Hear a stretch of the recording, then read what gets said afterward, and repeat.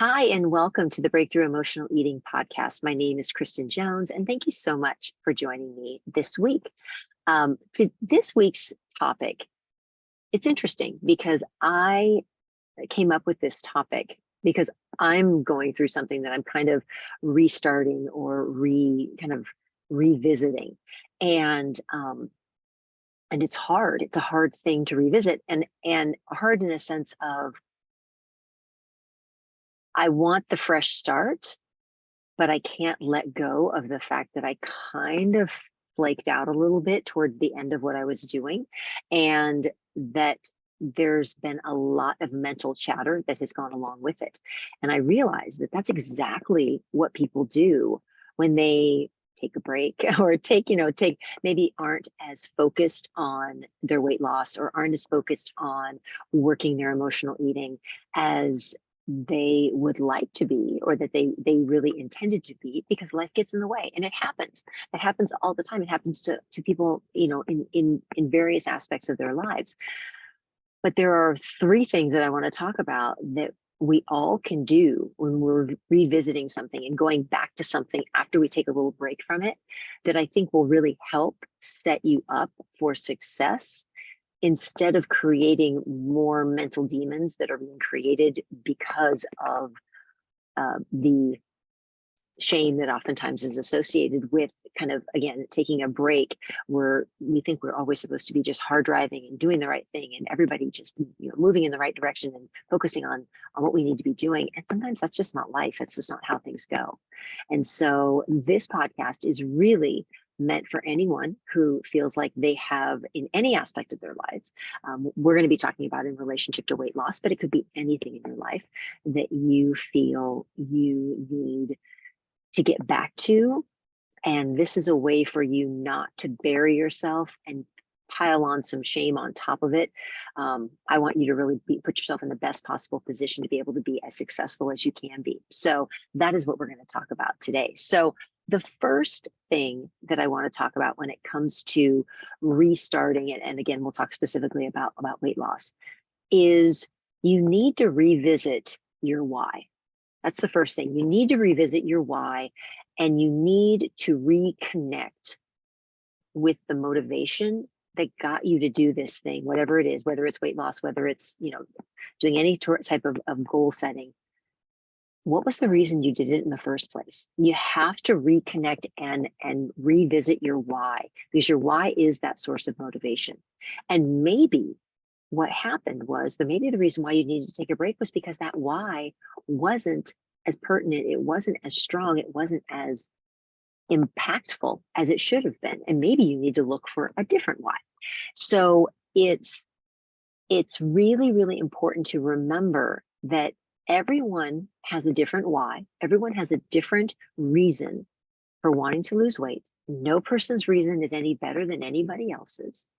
We all have our own individuals, but we also need to realize that because we're different people from one day to the next, we need to have more than one reason why we're doing this, more than one reason that's going to motivate you to get yourself up, to get your planner done, to start planning your meals, to actually following through on that. All of the things that I ask you to do, you need to have multiple reasons, because one day a certain why is totally going to do it for you. And then the next day you'll think about that same why and your brain will be like, that's silly. We're not doing that.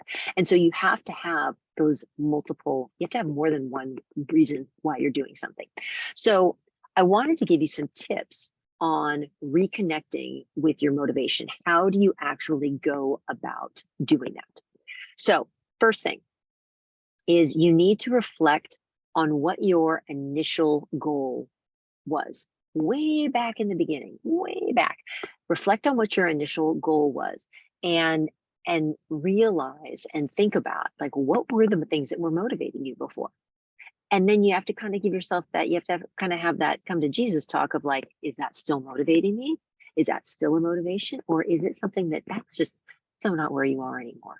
And maybe a lot of times with as time goes on, as we age and we get older, sometimes our motivation for why we want to lose weight totally changes. So realizing that and realizing that that can change, and it could change from 1 month to the next. It could change from 1 year to the next. So reflecting and thinking about, okay, what was my initial goal? What was initially motivating me? And does that still apply to me? Or do I need to start thinking of new things, new reasons, new motivations that are going to get me moving?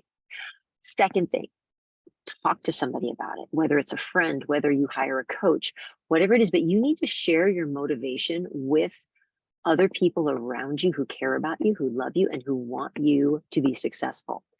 Discussing your goals with someone and discussing your reasoning behind it makes you, because you verbalize it, it's like a verbal commitment that you're making. Although you're not committing to that person, but you're verbalizing it. And so you're committing it to the universe, to God, to whomever you want to say it to. But that friend is the one who's hearing it. But you are committing.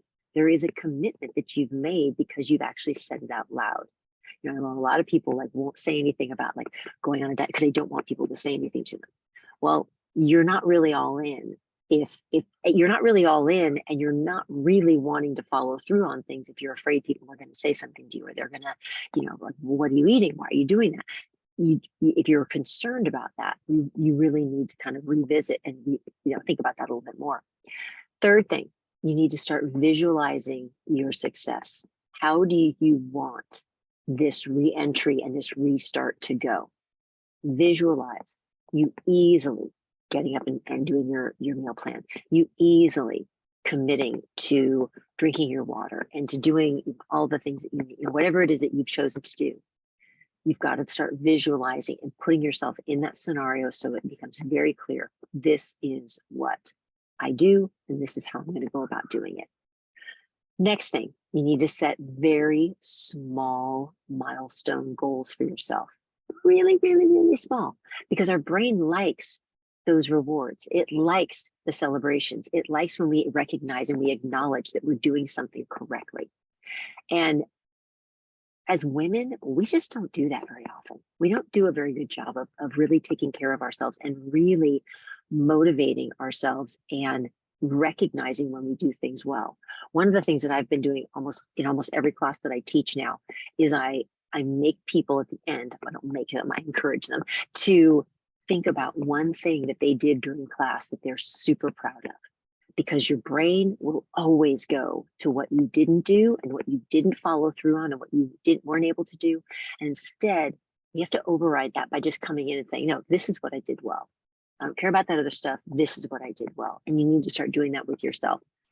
That small little milestone goals, when you reach them, you celebrate them. You celebrate them with that friend, with that coach, with those family members who care about you, who want to see you be successful. Next, number 5, create a motivation journal. Because again, it can change from time to time. It can change depending on what you're going through. So keep track of what your motivations are, and not only your motivation for why you want to do whatever it is, whether it's lose weight or whatever it is. It's not just like, why do I want to do it, but how is my life going to be different? How am I going to be a different person when I achieve that goal, when I reach that place? How am I going to be different? What kind of person do I want to be? Because changing our identity is a huge part of the long term and the long-term sustainability of a goal or a change in behavior or anything like that. We have to start changing our identity about who we recognize ourselves as.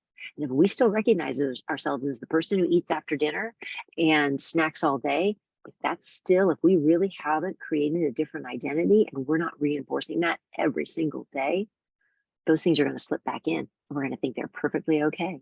And that's what then causes the weight gain to come back. Last thing, number 6, is have some form of support or accountability group that you check in with, people that you know and love and care about, who you know and love and care about you, and you have that camaraderie, that connection with people. I know that that's one of the most valuable things that the members of my breakthrough method membership have is their connection with each other. I mean, some of these ladies have been with me going on 3 years, and 3 years they've been with each other, and they've gotten to really know each other, and they've grown to care and love and really value the friendships that they've created. And that really helps with that motivation, because then you have those people who you know are in your corner no matter what. So again, rediscovering your why is a powerful tool to reignite your motivation and sustain your commitment on your weight loss journey, because your weight loss journey is going to be a long one. It is always long. It helps keep you focused on the deeper reasons behind your goals, and then making the journey more meaningful and more enjoyable, because you have those very topical things that you know are driving you to create this new life for yourself. So that's number one. Number two, this is something I say all the time. You have to gradually get yourself back into the program. Okay. It's not like drinking out of a fire hose. You don't have to take it all in at one time. You have to go gradually. I was just on a check-in call, and we were talking, and I said, it's like what people do in fitness. They get injured or they stop working out for 2 or 3 months. And then when they start back again, they think that they should go back to being where they were 2 or 3 months ago. Well, no, 2 or 3 months have gone by. You can't go back and start exercising at that level. That's not going to work. That's going to be just a recipe for disaster and frustration. So you have to make sure to gradually kind of wean yourself in, get yourself to move in towards having that motivation to be able to really start to do the things. But if you take on too much at one time, you fall into overwhelm. When we fall into overwhelm, most of us shut down. We don't want to do anything.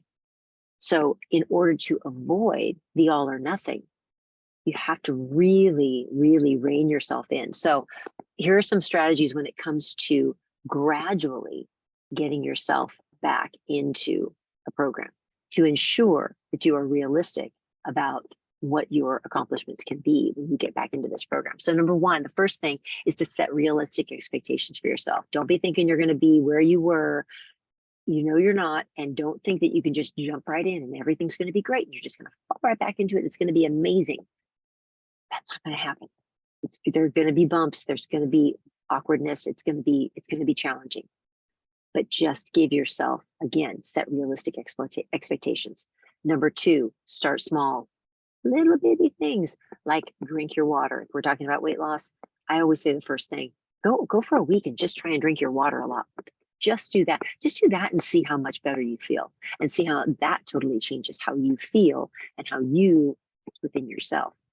The other piece is not changing anything other than, again, could be water. It could be just not going to snack in between meals. That's a great thing. Just pick one thing for the first 5 days, first week, and then you add something on top of it. And you do that for a sustained period of time, and then you add something else onto it. And let's stop expecting ourselves to be perfect.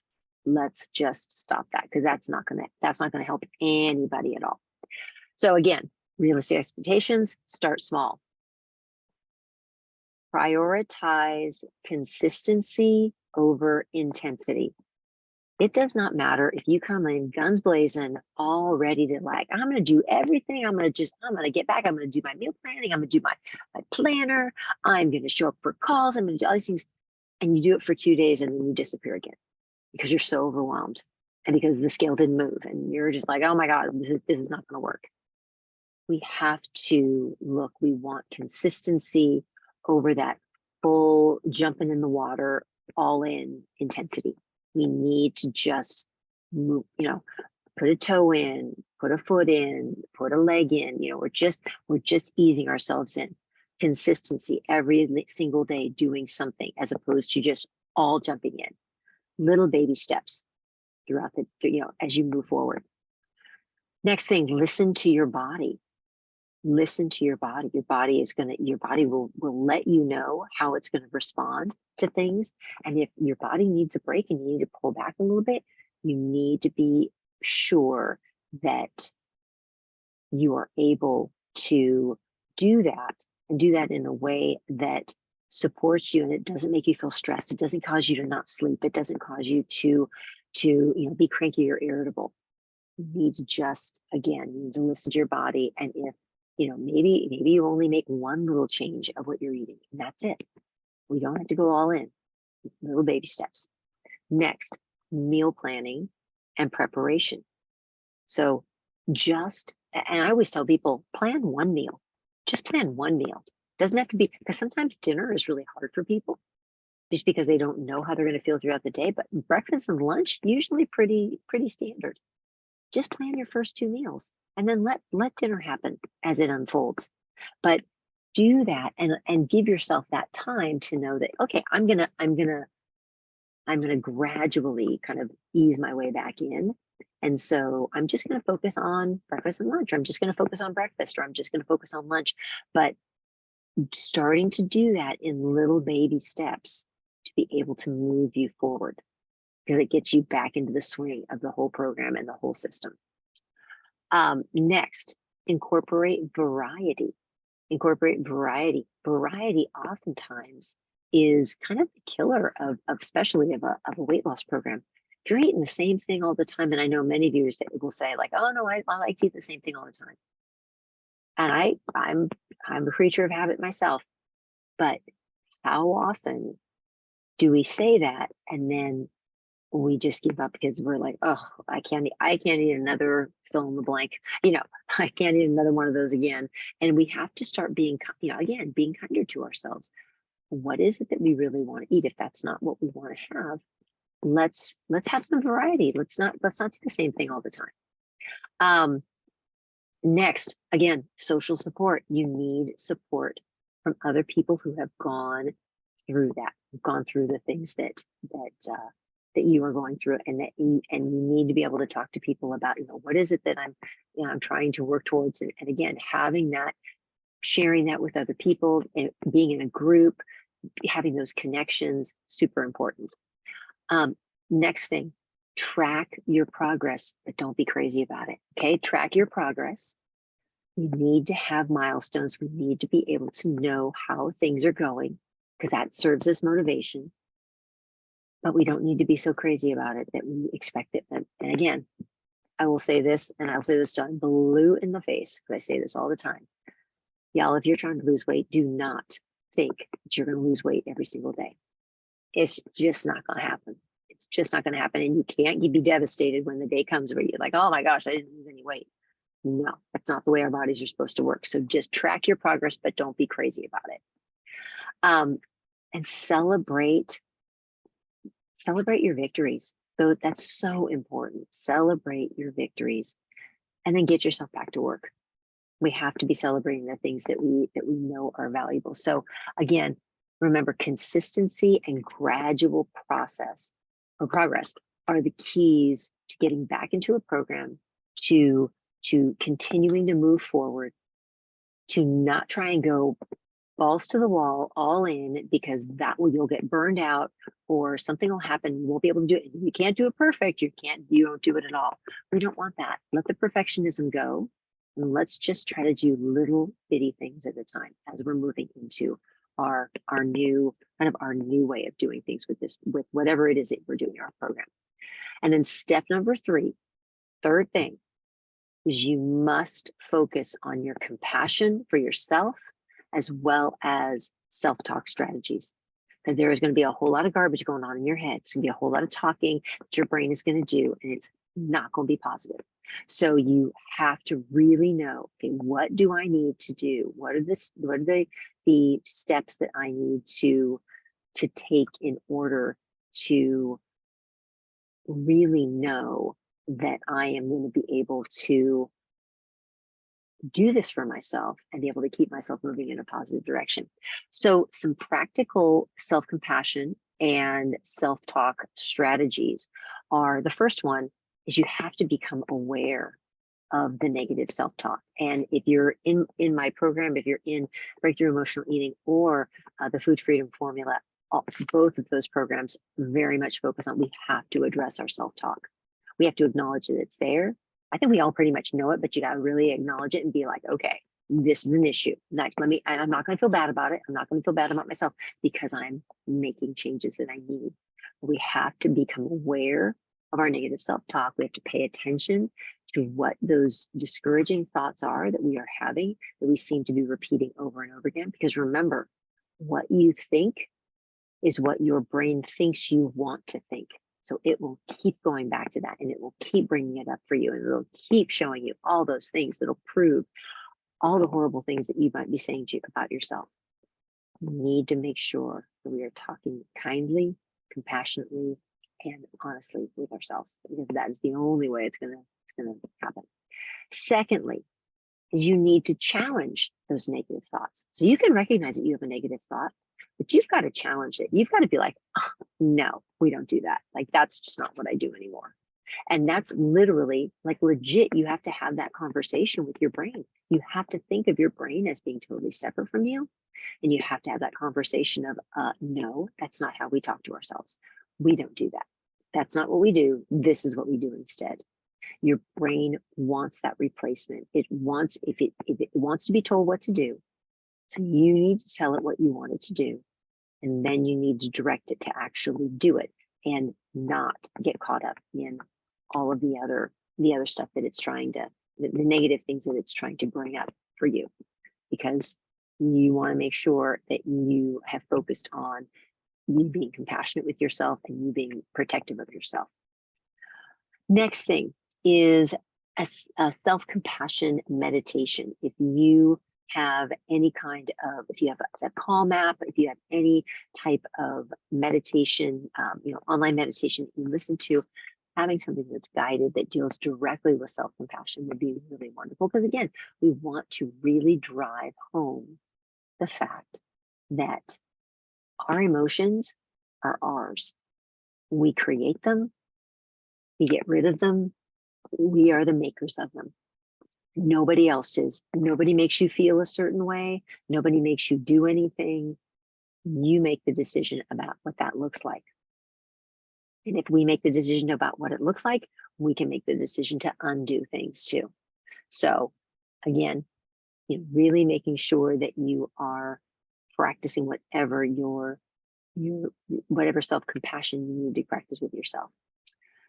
That leads us to the next thing, which is what I'm all about, is those positive affirmations. You've got to be having positive affirmations. You've got to be really reinstilling with ourselves that we are a good person, and that we love the people around us, and that we're always growing, we're always learning, and we're becoming a better person.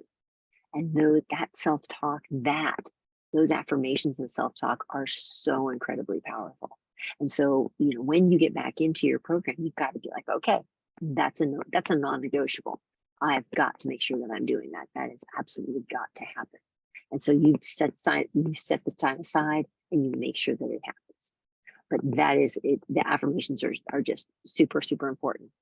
Next thing is you need to practice mindfulness. What exactly does that mean? So mindfulness is being aware of where you are and who you are, and that you are in the present moment. You're not anticipating the future. You're not living in the past. You're in the present moment. And if something happens that you don't like in the present moment, you absolutely stand up for yourself. You absolutely say something. You are not a child anymore. You make sure that you are being very present in the current time. And if things start to escalate and you're not comfortable, you need to say something. That's part of why all of these things happen. Part of why people need to lose weight is that when we don't process our emotions, we don't feel our emotions, we don't actually communicate them, we just keep them bottled up inside, it doesn't feel good. We want to distract ourselves from it because it does not. We know we're letting ourselves down. We know we're abandoning ourselves. So we have to, and we eat because for just a brief moment, it takes that away, and it brings back a good feeling. And we want the feeling. We don't really want the food. We just want the feeling. We want to feel better. And so being in the moment and practicing that mindfulness of being in the present and really allowing yourself to talk to yourself as you would any other friend. That's huge. You have to take those moments to do that. Next thing is you have to learn from your mistakes. Mistakes are only mistakes if we don't learn from them. Difficulty, one of my things that I've been saying in my classes is difficulty. In the midst of difficulty lies opportunity. In the midst of difficulty lies opportunity. That every time we are faced with something that is difficult, that is challenging, that pushes us to our limits, there's an opportunity for us to learn, to grow, to become a different person. And it's up to us to take that and actually run with it. And so we get to do that, but we have to take responsibility for it. We have to decide that's what we're going to do. So don't be afraid of doing those things. Don't be afraid of learning the mistake, learning what you can learn, and moving on from there. I love this next one. Keep a positivity journal. So have a journal where you document your successes, your positive experiences, your moments of self-compassion, your moments of self-care, and reflect on those when you're faced with self-doubt, when you're not sure that you can do something. Look back on those things. Look back on the things that you've done. I oftentimes, one of the activities that I have my clients do is I have them list, and sometimes it's a really long list, every single goal that they've ever accomplished in their lives. So it could be like getting your driver's license, graduating from high school, going to college, going to the college that you wanted to go to, meeting your spouse, having a child, all of those things. With every single goal, I have people like write them down, and every single thing that they've ever accomplished. And people are overwhelmed when they see the list, and they're like, wow, this is a lot of stuff. We don't think about that because our brain only brings up things that we don't do, things we don't do correctly. We need to start really being proactive about reminding ourselves exactly of who we are, how important we are, and what we can do to make sure that we are reminding ourselves and having that be at the forefront. That's the first thing that we can do. So I'm going to ask everybody who's live and listening to this on my personal profile. See, this is a yes or no question. So you just write yes or no. Can you commit right now to at least once a day acknowledging something that you did well?